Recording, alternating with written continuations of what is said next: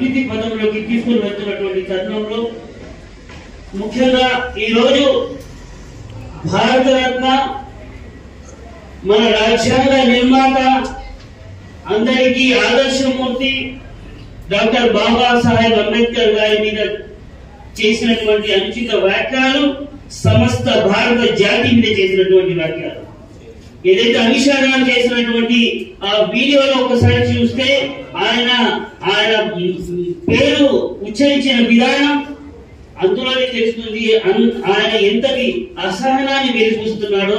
ఆయన చేసింది కేవలం అంబేద్కర్ గారి మీద కాదు, ప్రజాస్వామ్యం మీద దాడి చేశారు, రాజ్యాంగాన్ని అపహాస్యం చేశారు, భారతదేశ ప్రజల కీర్తి ప్రతిష్టలను ఆయన మంటగలిగారు. కాబట్టి ఈ వేదిక ద్వారా బేషరతుగా ఆయన క్షమాపణలు చెప్పి తన పదవికి రాజీనామా చేయాలని నేను డిమాండ్ చేస్తున్నా. ఇక ముఖ్యంగా గడిచిన 10 సంవత్సరాల కాలంలో భారతీయ జనతా పార్టీ యొక్క అసమర్థ పాలన వల్ల ఈ దేశం చిన్నాభిన్నమైపోయింది. ఓవైపు దేశంలో పేదరికం పెరిగింది, నిరక్షరాస్యత పెరిగింది, ఆకలి చావులు పెరిగాయి, మహిళల మీద దాడులు పెరిగాయి, దేశం అగమ్యతరంగా మారిపోయింది.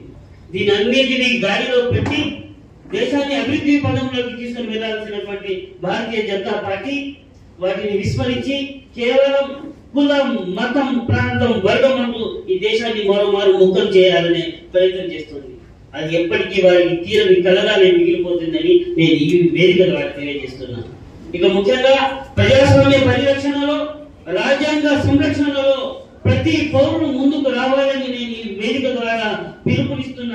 సమయాభావం లేనందువల్ల చాలా మంది పెద్దలు మాట్లాడారు కాబట్టి నా మాటలను పూజిస్తూ ఏ విధంగా అయితే మన పెద్దలు వారి త్యాగాలతో మనకు స్వాతంత్రాలను అందించాలో ఆ త్యాగాలను మనం కొనసాగించి భావి తరాల బంగారు భవిష్యత్తు కోసం మనమందరం కూడా సంస్కృతి సాంప్రదాయాల సంరక్షణలో సమైక్యవాదంతో సమసమాజ స్థాపన కోసం నవ సమాజ నిర్మాణంతో వైపు మనమందరం కూడా చేతులు కలిపి అడుగులు వేయాల్సిన సమయం ఆసన్నమైందని నేను ఆశిస్తూ మీ అందరికీ కూడా పిలుపునిస్తూ ఈ వేదిక ద్వారా ఆహ్వానాన్ని మాకు అందించినటువంటి ప్రతి ఒక్కరు కూడా హృదయపూర్వక కృతజ్ఞతలు తెలియజేస్తూ చివరిగా కొంతమంది కొన్ని కారుకూతలు కూర్చున్నారు.